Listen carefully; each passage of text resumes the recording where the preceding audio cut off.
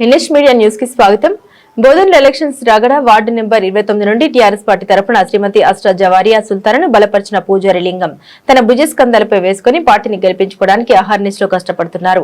ఈ రోజు జరిగినటువంటి ర్యాలీలో ప్రతి ఒక్కరితో కలిసి ప్రేమ అభిమానాలతో తన వార్డులో ఉన్నటువంటి ఓటర్లను కలిసి పార్టీకి ఓటు వేసి గెలిపించవలసిందిగా పూజారి లింగం మరియు ప్రస్తుత కౌన్సిలర్ అస్రా జవారియా సుల్తానా కోరడం జరిగింది. ఇటు సందర్భంగా గతంలో ఉన్నటువంటి కౌన్సిలర్ వార్డుకు ఎలాంటి పురోగతి చేయలేదని, బోధన్లో ఇందిరమ్మ ఇల్లు రాని గల్లీ ఏదైనా ఉంది అంటే అది కేవలం 29వ వార్డు కుమ్మరి గల్లేనని, ఇంత కక్షపూరితంగా వ్యవహరించడం సరికాదని, గత 5 సంవత్సరాల్లో తాను ఒక్కటంటే ఒక్కటి కూడా ప్రభుత్వం నుండి ప్రజలకు అందే ఒక్క సబ్సిడీని కొత్తగా ఇప్పించలేదని, కావున ఈసారి తనను ఓడగొట్టడానికి గల్లీ ప్రజలు కంకణం కట్టుకున్నారని ఇటీ ర్యాలీలో పూజారి లింగం అన్నారు. అంతేకాకుండా కాంగ్రెస్ పార్టీ మోసపూరితమైన హామీలిచ్చి ప్రజల్ని మభ్యపెట్టిందని ఈ సందర్భంగా ఆయన అన్నారు. పెన్షన్ మొదలుకొని ఇందిరమ్మ ఇళ్ల వరకు ఒక్కటంటే ఒక్క పని కూడా చేయలేదని అన్నారు.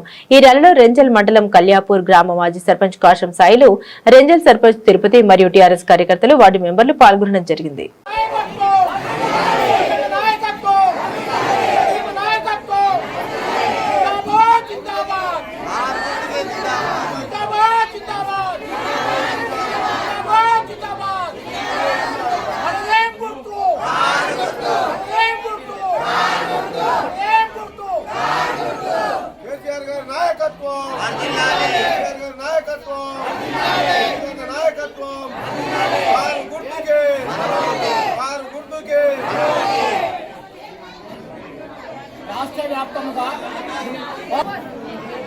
రాష్ట్ర వ్యాప్తంగా మున్సిపల్ ఎలక్షన్లో భాగంగా మా నిజామాబాద్ జిల్లా బోధన్ నియోజకవర్గం నుండి మాజీ ఎమ్మెల్యే షకీలన్న గారు బలపరిచిన 29వ వార్డు అభ్యర్థి అస్రా జవారియా సుల్తానా మేము అందరము 29వ వార్డు నుంచి మేము ఇంత పెద్ద ఎత్తున మంచి మద్దతు ఇస్తూ అందరము కారు గుర్తుకు ఓటేసి భారీ మెజార్టీతో మా 29వ వార్డు నుంచి మా జవారియా సుల్తానాను టీఆర్ఎస్ అభ్యర్థిగా కానుకగా మేము సెక్రటరీకి మున్సిపాలిటీ బోధన మున్సిపాలిటీ పరంగా మేము ఇస్తున్నాం.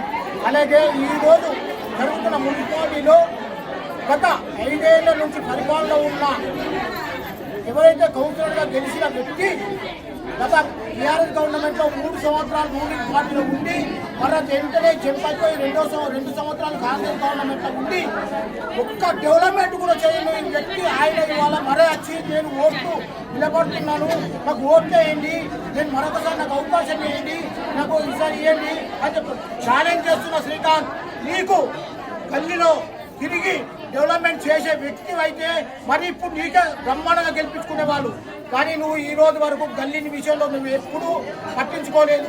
గల్లీలో ఎప్పటివరకు చూసినా ఏ పనిలో కానీ టీఏతో మాట్లాడే అధికారం నీకు ఇచ్చిండు, కానీ నీ మానవత్వము మంచితనము ముందలెక్క లేదు. ఇప్పుడు చాలా మారిపోయింది. శ్రీకాంత్ నీకు జాగ్రత్త, ఈసారి నీకు ఓడగొట్టిందాక మేము ఊరుకున్నాము ఖచ్చితంగా చెప్తున్నాను. అలాగే బీజేపీ వ్యక్తి ఆయన కూడా కొత్త వ్యక్తి బీజేపీ నుంచి వచ్చిండు.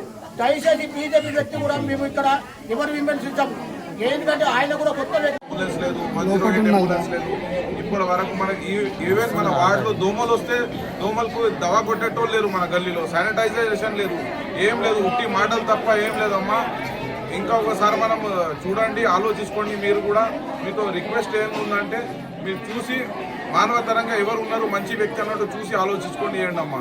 లాస్ట్కి ఎట్లా అయిపోతుంది అంటే ఇప్పుడు లాస్ట్ 5 yearsలో ఎట్లా అయిపోయింది మనకు అర్థమైతే ఒట్టు చప్పు తీసి కొట్టనట్టు సంగతి అయిపోయింది. అట్లా తిరిగినాం మనం వెంబట, ఎవరికి ఏం కాలేదు, ఎవరికి ఒక్క ఇల్లు రాలేదు, అందరికి మాటలు తప్పి చేసేటోళ్ళే.